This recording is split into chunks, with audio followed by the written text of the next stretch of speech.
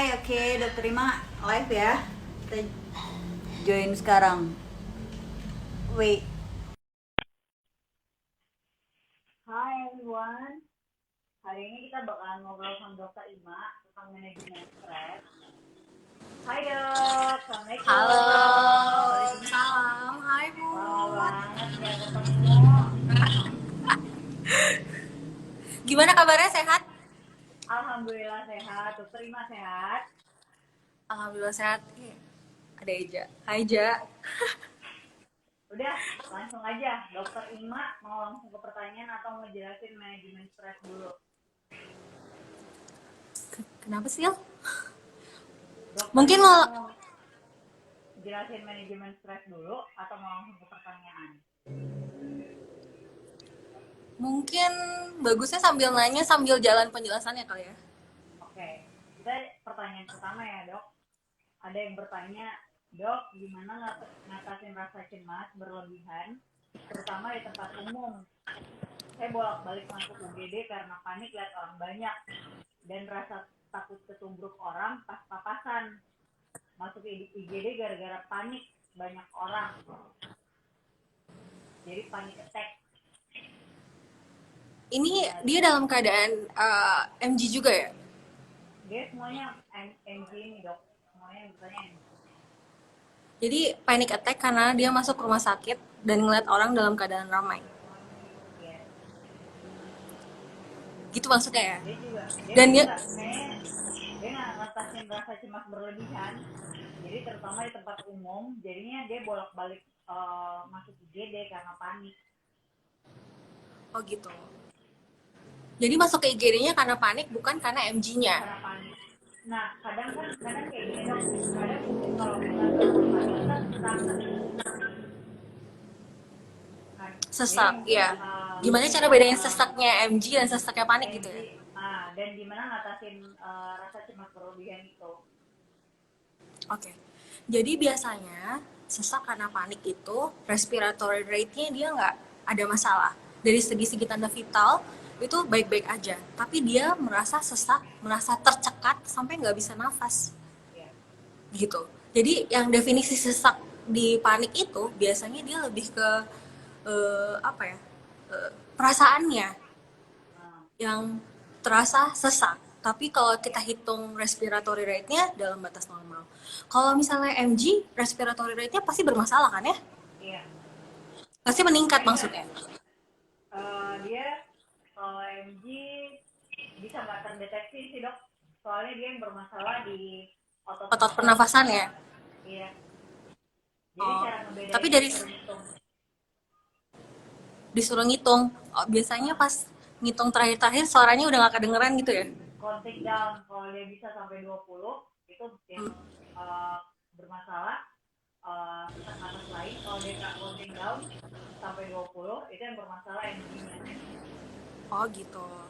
uh, Nah, kalau misalnya panik, kita suruh biasanya kita minta dia untuk relaksasi terlebih dahulu. Tarik nafas, buang nafas secara berkala. Misalnya, tarik nafasnya 8 detik, buang nafasnya 4 detik, kemudian kita masukkan sugesti positif, saya baik-baik aja. Biasanya akan membaik dengan sendirinya. Kalau kalau misalnya MG misalnya pasti dia akan makin memburuk ya. iya, kalau dia panik atau stres. Nah, gimana cara mengatasi cemas yang berlebihan itu, dok? Pertama, Apalagi dia saat pandemi harus, kayak gini ya. oh ya, jadi untuk penyintas MG, kalau misalnya lagi dalam keadaan cemas, mulai harus belajar sih menurut. Jadi belajar mengendalikan kecemasannya. Bukan dia yang dikendalikan oleh kecemasannya, tapi dia yang mengendalikan kecemasan. Bisa dimulai tipsnya kalau dengan bangun tidur. Kalau misalnya kita dengan bangun tidur, biasanya biasanya kan kalau misalnya dalam keadaan penyakit kronik atau autoimun, biasanya kan dalam satu hari itu pasti ada rasa cemas kan ya. Ya. Cuman rasa cemas itu akan berlalu ya. Jadi pada saat bangun tidur, pertama yang kita lakukan adalah bersyukur. Kemudian kita bilang bahwa cemas itu akan datang dan kita terima cemas itu. Jadi cemas itu akan berlalu. cemas itu akan berlalu dengan sendirinya. Saya bisa hadapin, dia nggak akan terus menerus ada. Saya bisa kendalikan kecemasan saya. Gitu. Oh, kayak gitu ya dok. Jadi Jadi kita bagaimana pelan-pelan, kita berdamai. iya. Jadi pelan-pelan belajar cara mengendalikan kecemasan tersebut, bahwa itu memang part dari dirinya dia loh.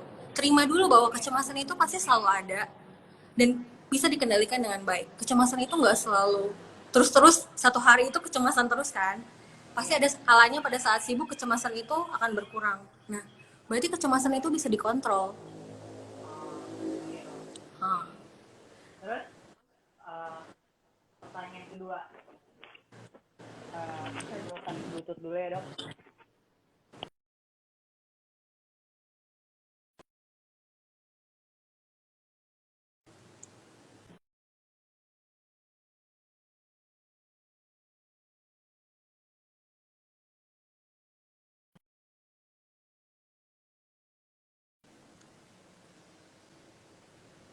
Put suaranya?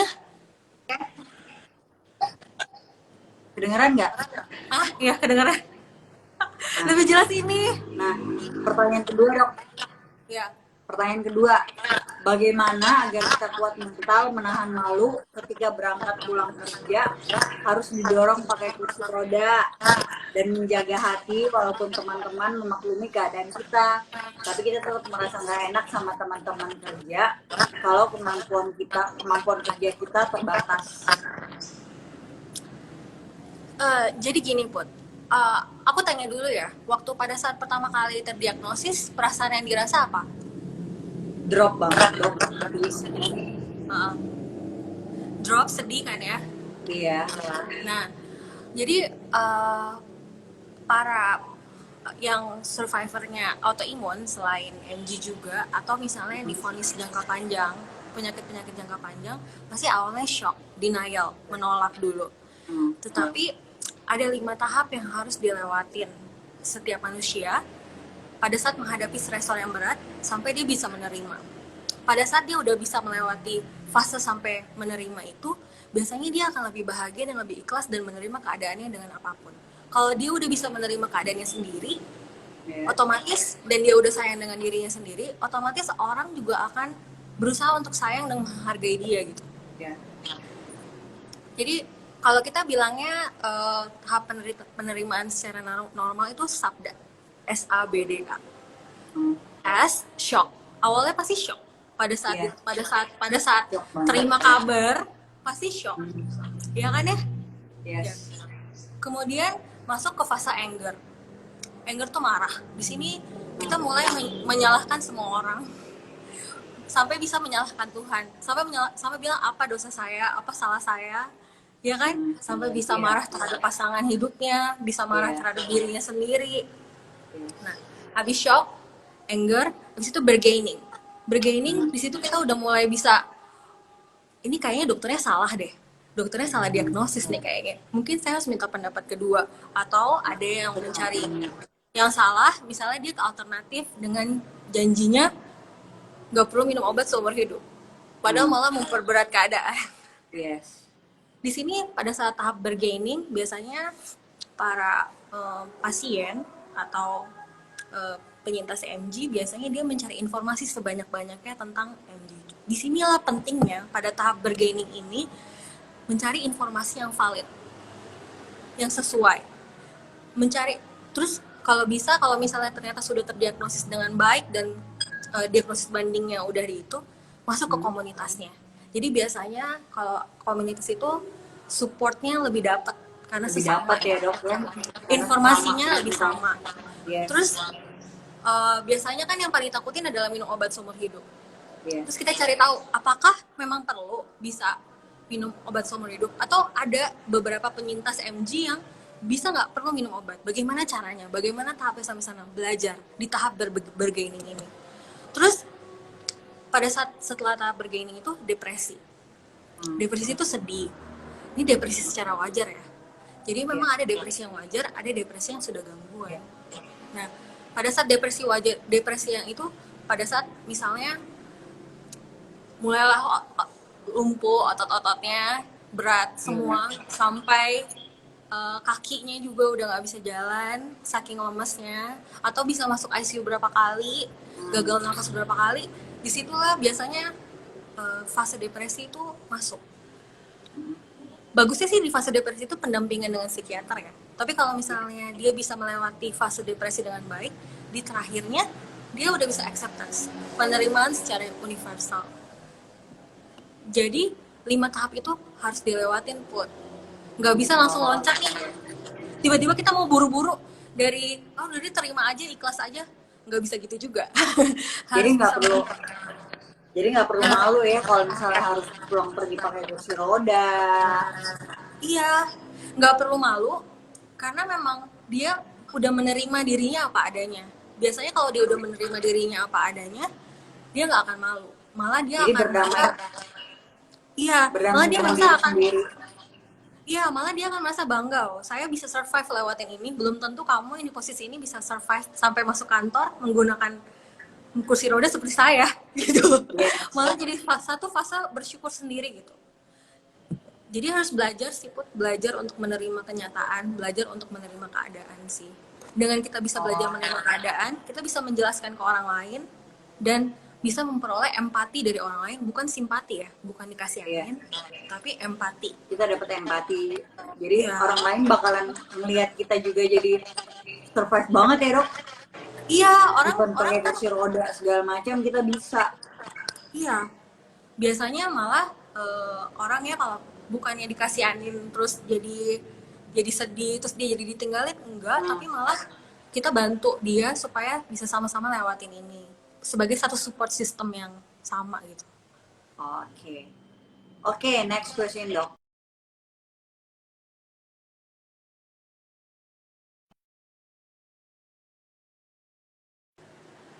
Kita menuju remisi, Dok. Remisi itu 6 bulan tanpa gejala ya? 1 tahun sih biasanya kalau misalnya gratis. 6 bulan sampai 1 tahun.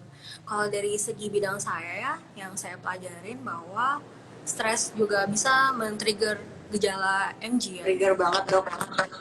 Nah iya, jadi kalau yang saya saranin sekarang adalah bagaimana kita bisa supaya tidak stres, bahagia, be happy, terus menjaga sistem imun supaya tidak terlalu naik kan ya.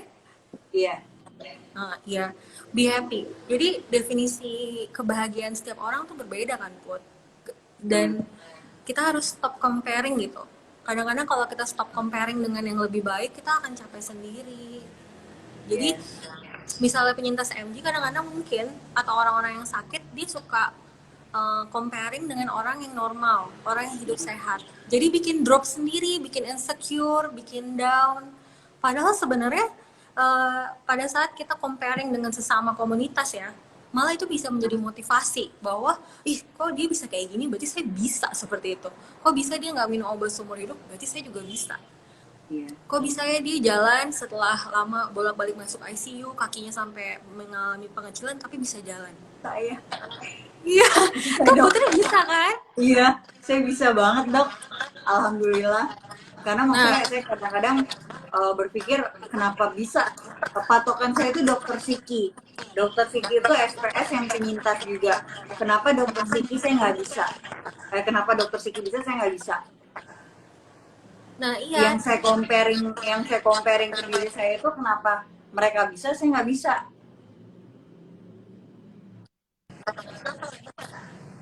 Nah iya kayak gitu sih. Jadi comparingnya gitu, untuk dijadikan motivasi. Jadi bukan ngelihat. Halo? Iya, Dok. Iya, bukan menjadi suatu untuk jadi insecure atau down, tapi malah jadi motivasi. Jadi jadi harus bebas stres sih menurut saya supaya gejala MG-nya juga. Malah kadang-kadang pada saat kita stres dan down sampai jatuh keadaan depresi, malah itu yang memperberat keadaannya. Bukan gejala MG-nya yang berat, tetapi malah gejala psikisnya yang bikin itu keadaannya tambah berat. Iya. Dan ada satu lagi, Dok, yang orang-orang biasa ini kadang kalau misalnya kita stres, jangankan MG-nya yang kumat, masalah lambung juga kumat. Jadi memicu penyakit perintilan kecil lain gitu dok, bener kan? Betul. Jadi memperberat gejala yang udah ada kan. Nah, terus nih pertanyaan selanjutnya dok, saya tipe periang, mudah bergaul, nggak bisa diem, selalu mencoba hal baru. Kalau di depan kelas lebih banyak menerangkan dan komunikasi dengan siswa secara aktif. Sejak menderita MG, aktivitas komunikasi sedikit eh, capek. Ngomong depan kelas mulut capek. Saya kepingin seperti dulu lagi. Kadang saya nggak bisa manajemen emosi saya. Gimana caranya? Terus dia suka kadang merasa membebani keluarganya dengan kondisi seperti ini. Gimana manajemen hati dan pikiran. Kadang-kadang memang, jadi kan kalau pada saat yang tadi saya bilang fase bergaining, itu kan kita juga udah mulai bicara sama keluarga ya, tentang keadaan kita. Disitulah support system nomor satu, support system kita pertama biasanya dari keluarga. Dari keluarga. Kan kalau nggak salah ada komunitas yang keluarganya juga masuk ya, mencari informasi sebanyak-banyaknya ya. Iya. Nah, Harusnya seperti itu. Nah, jadi mungkin pertama sih komunikasi ya, komunikasi bahwa kadang-kadang ada perasaan gak enak terhadap pasangan kan, keadaan saya lagi kayak gini, bagaimana gitu kan.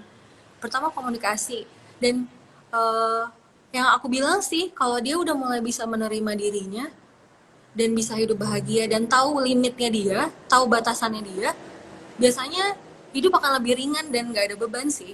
Jadi contohnya misalnya tadi dia orangnya periang kan ya, Iya. di sekolah di kelas dia sebagai bisa mengajar, kemudian bisa bisa bisa berinteraksi dengan murid, Aktif. kan aktif.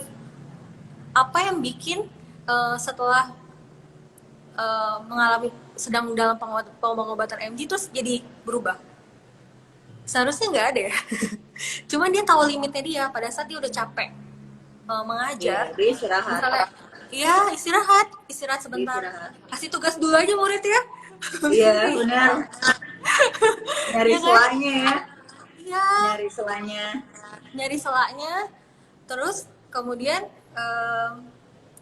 dan nggak perlu malu kasih tahu ke muridnya, nggak perlu malu kasih tahu ke institusinya bahwa dia adalah seorang penyintas MG dan itu bukan kekurangannya dia. Iya. Mungkin bisa dimaklumin pada saat dia capek dan istirahat, tapi bukan berarti dia libur terus, bukan berarti Iya. izin terus, malah dijadiin motivasi bahwa tetap bisa melakukan kegiatan sehari-hari. Yes. Terus dia suka merasa membebani keluarga gitu dok. Saya juga kadang kayak ngerasa kasihan banget suami saya habis jaga IGD, balik lagi ICU jagain saya kalau lagi saya sakit. Iya sih, memang kadang-kadang Itu kadang-kadang nggak enak banget dok. ada perasaan seperti itu.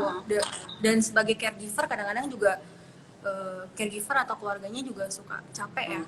Tapi kalau menurut saya disitulah komunikasinya jalan, disitulah bahwa komitmen untuk bisa survive ke depannya jalan, supportnya jalan. Jadi pada saat dia sudah bisa menerima dan mulai mengkomunikasi dengan ini, malah bisa menjadi dukungan tambahan buat kita kan. Iya. Iya. Jadi pada saat dalam keadaan drop, jadi kan keluarga tuh udah tahu keadaan seperti apa sih yang terburuk, keadaan seperti apa nih kira-kira yang perlu ke dokter, keadaan seperti apa nih kira-kira yang ini. Jadi penjelasan-penjelasan terhadap keluarga dan proses mencari tahu tentang penyakit ini lebih dalam itu adalah proses sama-sama supaya bisa survive dan bangkit bersama-sama. Cuman kadang-kadang nggak enak gitu loh dok, yang kayak kasihan, suka kasihan ngelihatnya. Apalagi dokter Ima tahu sendiri suami saya dokter bedah, jadi yang kayak jaganya berat. Terus kalau gitu semoga itu bisa jadi, rasa itu pasti ada ya, tapi semoga itu bisa jadi motivasi buat kita supaya bisa menjaga buat bangkit ya. Nggak buat bangkit dan kedepannya supaya nggak sampai lagi ke fase itu. Iya. Jadi pada misalnya kita tahu nih selaknya ya, biasanya pada penyintas MG yang udah lama udah tahu selaknya kapan dia udah mulai capek, kapan mulai udah merasa panas, kapan mulai dia ngerasa ototnya udah mulai ada kambuh gejalanya. Jadi sehingga dia bisa belajar ke depannya. Bagaimana sih kalau kayak gitu, bagaimana penanganannya. Jadi sampai ke tahap itu, sebelum sampai ke tahap sampai parah-parahnya, udah bisa teratasi. Jadi kejadian-kejadian di masa lampau yang kira-kira bisa menjadi pelajaran dan bisa menjadi penyemangat ke depannya bahwa sama-sama cari tahu, ya kan? Ya. Oke, Kalau ini misalnya ada lagi dok. Bagaimana meyakinkan diri agar tidak takut ke rumah sakit? Karena sekarang saya lagi batuk dan pasti sesak takut COVID. Jadi sekarang tuh apa-apa batuk dikit dihubungkan dengan COVID, bersin dikit COVID. Apalagi kami kan penyintas NG, batuk pilek itu bisa berakhir di ICU dok. Jadi emang agak cemas sedikit. jadi pada saat yang kembali lagi sih, biasanya para penyintas MG itu kan tahu batasannya dia, tahu seberapa jauh kira-kira ini batuknya bisa sampai sesak, tahu belajar pelan-pelan. Itu kan proses ya, proses belajar. Jadi kalau misalnya batuk biasa dan kira-kira bisa tertangani dengan baik di rumah, ya mungkin nggak perlu ke rumah sakit ya. Tapi kalau misalnya memang batuknya cukup berat dan kira-kira sudah tanda-tanda bahwa mungkin itu kambuh atau batuknya semakin parah, ya mau nggak mau harus tetap ke rumah sakit. Tapi tetap proteksi diri. Iya. Intinya kan tetap harus proteksi diri, safety nomor 1 kan. Kalau ke rumah sakit pada zaman COVID sekarang, intinya kan proteksi diri. Terus dia nanya lagi dok, gimana meyakinkan pasangan bahwa NG ini perlu perhatian, ketenangan dan kerjasama agar tetap bisa survive? Komunikasi ya. Yes. Komunikasi nomor 1 sih. Buat penyintas bukan penyintas MG aja tetap harus ada komunikasi untuk suami istri. Oh iya, untuk suami istri. Benar. Iya. Jadi komunikasi bahwa dia butuh dukungan, butuh support. Untuk orang yang biasa aja itu butuh dukungan 1 kali, gimana yang 2 kali. Tapi bukan berarti harus berlebihan ya. Jadi maksudnya meminta perhatiannya juga jangan sampai nanti suaminya nggak kerja. Iya. Iya, jadi maksudnya bagaimana caranya dia juga menjaga dirinya, komitmen ke suaminya, saya akan jaga diri saya akan mencoba supaya tidak kambuh, minum obat dengan teratur, supaya tidak stres, menerima keadaan, tapi tolong dukung saya gitu. Komunikasikan aja sih biasanya. Komunikasikan jadi tahu apa keinginan dari pasangannya kan. Iya, benar-benar. Itu sih dok, pentingnya komunikasi. Apalagi kayak saya ya, saya sudah menikah, suami saya dokter bedah, kadang mesti jaga, kadang mesti operasi sampai jam berapa, saya nggak tahu kapan pulang. Jadi kita nggak harus terus bergantung sama satu individual aja. Kita harus yakin kalau kita bisa sendiri, even mesti butuh bantuan orang. Paling enggak jangan cuma bergantung sama pasangan aja gitu. Iya betul, kan ada orang tua juga, ada orang tua, ada keluarga juga. Jadi intinya sih kalau misalnya sudah terdiagnose, keluarga besar harus tahu sih, bukan malah disembunyiin. Iya. Malah itu support system terbesar ya dok. Support system terbesar. Nomor 1 keluarga, nomor 2 sesama penyintas. Iya. Saya ngerasain banget dok selama saya sesama penyintas itu benar-benar apa ya? Benar-benar merasa saya nggak sendiri. Dulu kan yang waktu kita koas kita jarang banget tuh ketemu pasien misalnya grafis. Jadi kayak jarang banget. Dan ternyata ada komunitasnya kan? Ternyata pas saya masuk komunitas, oh ternyata saya nggak sendiri, ternyata nggak sesedikit yang saya bayangkan. Iya, jadi kadang-kadang mungkin kalau pasien ke dokter, ini dokter gampang banget sih ngomongnya gitu, nggak Iya, segampang itu. Lo nggak ngerasain apa yang gue rasa.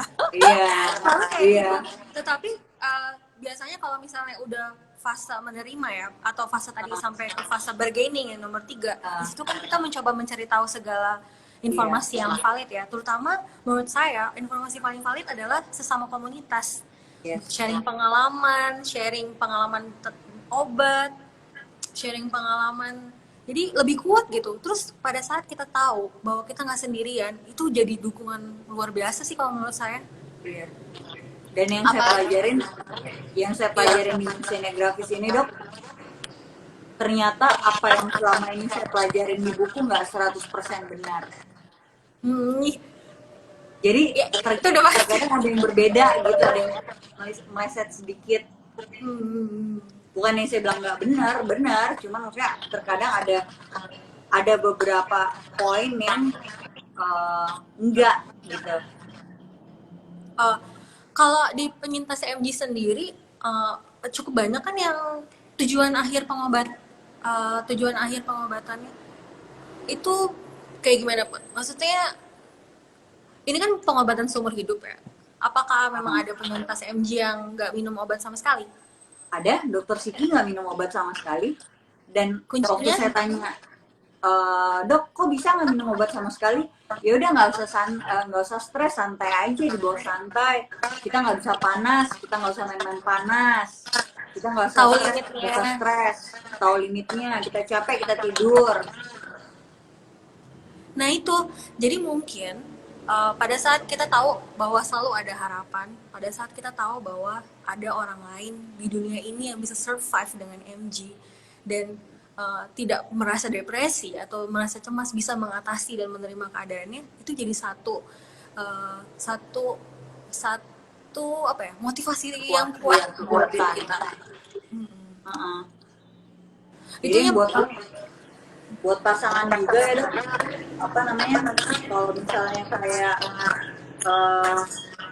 kita juga kalau misalnya kayak pasangan kita nih pulang kerja capek, kita butuh perhatian, kita jangan juga terlalu yang kayak aku mau diperhatiin, jadinya dia kan juga yang kayak capek kerja juga, maksudnya yang kayak tahu batasannya lah. Kita sakit bukan berarti kita harus minta diperhatiin terus, minta dikasihanin terus, kayak gitu-gitu loh dok, bener kan? betul. Kalau kita Soalnya udah semua kalau kita udah sampai fase acceptance ya, kalau kita udah bisa menerima keadaan secara universal, saya rasa sih penyintas MG malah kayak bisa survive dengan sendirinya gitu. Kayak udah iya, automatic thinking di sini bahwa kayak kalau saya kenapa-kenapa saya tahu, kalau saya ini saya tahu batasan saya. Jadi kayak udah iya, maksudnya tanpa kita atur, tanpa kita kendalikan kecemasannya, itu udah kayak hilang dengan sendirinya, malah jadi iya, terkreate rasa bahagia dan bersyukur setiap harinya gitu. iya, Mungkin yes, kalau misalnya ketemu pasangan mau mau misalnya mau manja-manja, itu lebih ke bersyukur bahwa masih ada dia ya gitu. kayak gitu ya dok ya. Iya, mungkin lebih ke Jadi bersyukur ada dia yang ada di bersyukur, samping saya gitu. Jadi eh, pengen manja-manjain gitu kali. Kalau misalnya udah sampai fase menerima ya, iya, makanya sangat penting banget untuk kita bisa menjaga, bisa masuk ke fase-fase itu dengan tepat, tidak terlalu cepat dan tidak terlalu lama, bisa beradaptasi dengan baik gitu. jadi jangan maksain ya dok ya. Iya, jangan maksain. Jadi ada beberapa orang santai aja kayaknya, malah tapi sebenarnya itu dipikirin, malah ujung-ujungnya itu yang malah rentan terkena depresi. Yes. Oke, dok, ada yang nanya lagi. Apakah ada pengaruh yang signifikan antara tidur malam dan tidur siang bagi penderita MG? Bagiannya dokter Ima nih, Bukan jujur.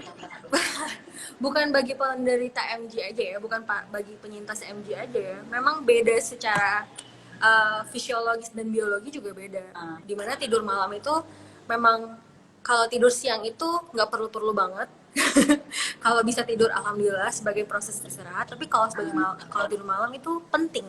Di situ kan proses detox, kemudian regenerasi sel gitu. Jadi penting. Jadi kalau misalnya memang awal-awal pasti susah buat tidur ya. Nah, Ya.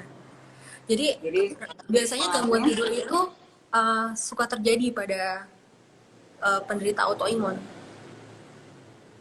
ya kan? karena banyak yang istirahat, Ya, mungkin gue istirahat siang. banyak yang Jadi, istirahat sih dok. jadi kalau menurut saya pola tidurnya harus dibenerin. Jadi kalau Oh, misalnya tidur siang 2 jam atau 3 jam, berarti pola tidur malamnya harus dibenerin. Kalau menurut Putri, kalau penyintas MG harus lebih banyak tidur atau lebih kurang tidur? kalau saya kurang tidur pasti ngaco sih dok. Nah, pola tidurnya yang dibenerin. Jadi kalau misalkan orang biasa itu butuh 5 jam aja buat tidur udah baik, mungkin butuh 6,5 jam mungkin ya. Bisa 8 jam dok. Nah, Saya bisa pernah 8 tidur jam. sampai 12 jam dok. Jadi pertama perbaikin pola tidur dulu, sleep Hmm. hygiene. Jadi pada saat kita harus kasih tahu kapan kira-kira waktu yang tepat buat tidur. Jadi jangan terlalu cepat, jangan terlalu malam. Jadi dari jam di atas jam 8, di bawah jam 12. Oke. Di situ kita udah taruh handphone karena biasanya handphone juga mempengaruhi kan. Iya. Kemudian matiin lampu, udah makan malam, udah minum obat, udah siap tidur, udah siap istirahat. Nah, nanti masuk ke fase relax, terus kan tahapan tidur ada banyak ya, ada 4 atau 8, nanti sampai mudah-mudahan sampai ke deep sleep gitu. Oke. Terus meditasi bisa membantu pasien MG nggak? Dan olahraga yang disarankan untuk pasien MG dok? Kalau olahraga yang saya baca-baca tuh nggak boleh yang terlalu memakai otot pernafasan ya, dan nggak boleh capek kan, dan nggak boleh kena matahari gitu. Iya. Maksudnya nggak boleh terlalu cepat panas. Jadi kalau menurut saya dan ternyata dari yang saya baca yang low impact bisa berenang, itu kan dingin ya, terus Iya, nggak iya. berkeringat, nggak capek. Iya. Jadi berenang, yoga, meditasi itu juga, tapi bukan yoga yang heboh banget. Iya, yoga yang atraksi segala Iya, macam. yoga atraksi jangan. Maksudnya yoga lebih ke relaksasi aja, bahwa kita Iya. lebih supaya bisa lebih mindfulness gitu, supaya bisa kita lebih fokus dengan keadaan kita sekarang gitu. Jadi nggak terlalu meditasi juga oke ya dok ya. Ya betul. Nah, Meditasi, terus berenang. ini ada lagi dok, bagaimana mengatasi stres emosional? Karena kita pada dasarnya nggak bisa hindarin dalam menjalankan kehidupan sehari-hari. Sementara ketika kita lagi stres, MG-nya suka kecentilan. Jadi harus dimengerti dulu ya, bahwa hakikatnya setiap manusia itu pasti menghadapi masalah. Iya. Setiap harinya. Mau dalam kita kerja pasti ada masalah. Di rumah pun ada masalah, di rumah tangga pun ada masalah, pasti ada masalah. Tapi bagaimana kita menyikapi masalah itu sampai tidak menjadi stresor. Jadi untuk cara menyikapi masalah mulai dari ciri kepribadian kita, mulai dari lingkungan kita, semua kan Kalau misalnya dia emosional dok, dia orang emosional. Kalau misalkan dia emosional, berarti dia nggak bisa mengendalikan emosinya ya. Iya. Kalau misalnya dia nggak bisa mengendalikan emosinya, berarti harus belajar mengendalikan emosinya. Iya, karena dia harus berdamai dengan penyakitnya ya dok. Iya, intinya harus prosesnya belajar ya. Mulai, maksudnya bayi aja nggak bisa langsung tiba-tiba jalan, terus Benar. berdiri, nggak gitu. Jadi memang semuanya harus proses belajar. Belajar menerima, belajar untuk ikhlas, belajar untuk mengendalikan emosi, belajar untuk mengendalikan kecemasan, belajar untuk mengendalikan kemarahan. Itu semua kan belajar. Kayak awal-awal gitu sih dok. Kayak emosional banget. Emosional bisa karena secara biologis MG mempengaruhi emosional tersebut. Kemudian dari bisa efek samping obat juga, dan Iya, banyak penyintas yang minum steroid ya dok. Iya, Methylprednisolone. dan keadaan MG yang berat, misalnya pada saat nggak sesek, pada saat masuk ICU, Itu yang keadaan-keadaan itu yang bisa membuat kita emosional dan tidak bisa mengontrol Iya. emosinya. Tetapi yang kembali lagi saya bilang bahwa kita bisa belajar mengontrol emosi tersebut, belajar mengontrol semuanya gitu. Semua bisa dikontrol gitu. Iya, kalau It's kita all ini in ya, your brain. yes, benar. Semua berawal dari sini. Iya, Kalau dari sini bisa connect ke sini. betul. Oke. Jadi kalau Terus misalnya dibilang nggak bisa mengendalikan emosi, bisa. Ujung-ujungnya bisa. ya, Butuh proses, butuh waktu, tapi belajar. Bukan berarti, ih saya orang emosional, berarti kamu harus ngerti saya. Ya nggak gitu. udah. Nggak semua orang bisa terima ya dok. Nggak Itu semua orang bisa terima. MG nggak MG, semua orang harus belajar itu. Oh, betul. Nah, pertanyaan terakhir dok, gimana saran dan tipsnya aja supaya bisa manage stres? Selama ini alhamdulillah MG saya stabil dok, cukup konsumsi mestinon dan lansoprazol untuk lambung. Tapi kadang kalau banyak pikiran suka langsung sakit kepala, pundak juga kaku dan sesak nafas. Jadi pertama kita terima dulu kan bahwa kita memang penyintas MG dan rentan untuk mengalami kecemasan dan depresi. Oleh karena itu, pada saat stresor datang, kita belajar memanage-nya juga. Jadi saya mungkin bisa dimulai dengan tips pada saat bangun tidur. Kita pada saat bangun tidur mulai bersyukur. Iya, Mulai selalu bersyukur. bersyukur ya dok. Iya, bahwa kita masih bisa bangun. Terus di samping kita misalnya masih ada suami. Ada suami di samping, ada anak misalnya. Atau misalnya sendiri dia masih bisa bangun, masih bisa survive. Kecemasan atau masalah akan datang, tapi bisa dikendalikan. Bisa saya kendalikan. Kecemasan itu tidak akan terus ada, dia akan turun dan saya bisa kendalikan kecemasan saya. Dengan kita bersyukur, dengan kita stop comparing, dengan kita mendefine kebahagiaan itu bahwa kita yang meng-create kebahagiaan. Iya, kita Ngerti yang nggak? buat semuanya. Iya, pada saat kita bilang kalau ini keadaan ini saya nggak suka, keadaan ini tuh saya benci, keadaan ini nggak akan pernah bisa bahagia gitu. Iya. Jadi Berarti cukup aja ya dok. iya, dan tahu batasan diri kita, tahu batasan, tahu limitnya. Insya Allah ada harapan saya bisa nggak perlu minum obat seumur hidup. Tapi mestinolnya tetap digantongin gitu kan. Iya. Jadi tetap pede, intinya pede aja ya dok. Iya, percaya diri. Karena apa yang bikin beda penyintas MG sama orang normal pada ujung-ujungnya? Misalnya, mungkin memang harus melewati tahap-tahapan yang berat ya. Misalnya awal-awal petosis segala macam. Tetapi pada saat udah dalam remisi atau jangka panjang, apa yang membedakan dia dengan orang normal? Ya mungkin limitnya aja. Limitnya aja. Iya, limitnya aja. Tapi yang lain-lainnya kan sama. Terus kalau misalnya limitnya aja dan tapi semua orang tahu bahwa dia adalah penyintas MG dan nggak usah sosokan dengan push limitnya. Iya. Jadi saya Semuanya rasa penyintas terkontrol ya dok. iya, jadi semuanya terkontrol.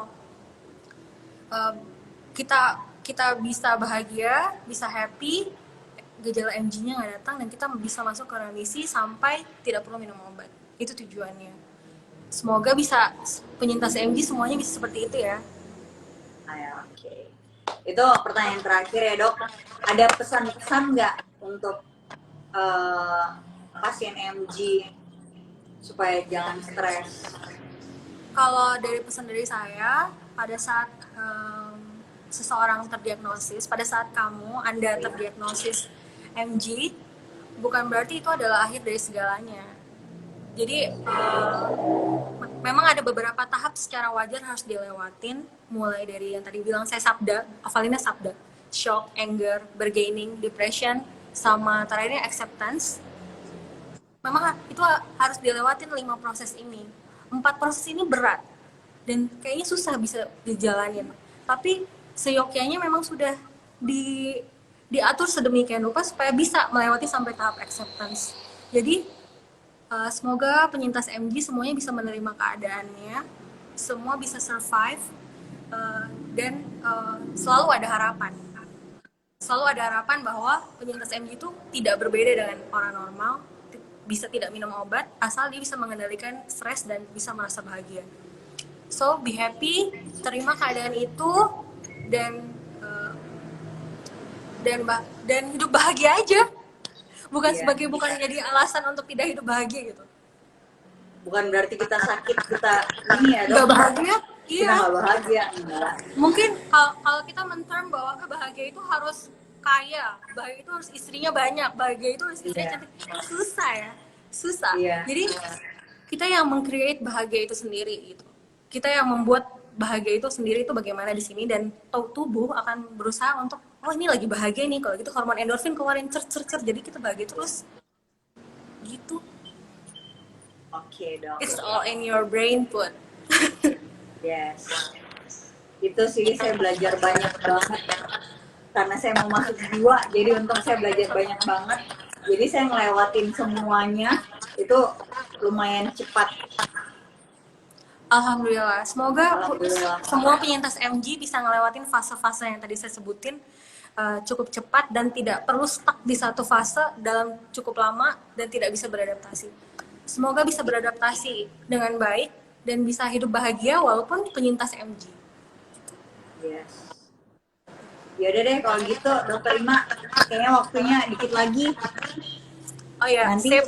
saya tunggu dokter Ardan ya Oh ya. di live selanjutnya. Kalau misalnya ada pertanyaan, silahkan nanti disampaikan ke aku ya Put. Nanti kita diskusi. Siap. Ya. Oke. Salam Thank buat you, Dok. komunitasnya, semoga komunitasnya semakin solid ya. Oke, dokter Ima. Thank you. Salam-salam buat dokter Ardan dan anaknya. Bye. Assalamualaikum. Salam. Oke, tadi udah ngobrol sama dokter Ima, lumayan panjang.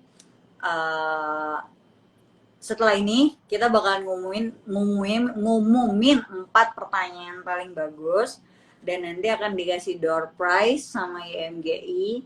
So jangan kemana-mana dulu, pantengin instastory IMGI. Nanti bakalan ada diumumkan namanya pemenangnya. So seperti pesan dokter Ima, kebahagiaan itu kita sendiri yang ciptain, nggak usah stres. Kalau orang lain bisa, kenapa kita enggak? Jangan karena kita sakit, kita mau stuck di situ aja. Kita harus tetap bersyukur. Setiap pagi, apapun keadaannya, kita masih bisa bernafas. Kalaupun kita sesak nafas, ya udah disyukurin aja, tetap berusaha. Kalau kita bisa, ya jangan drop. Kalau misalnya sampai drop,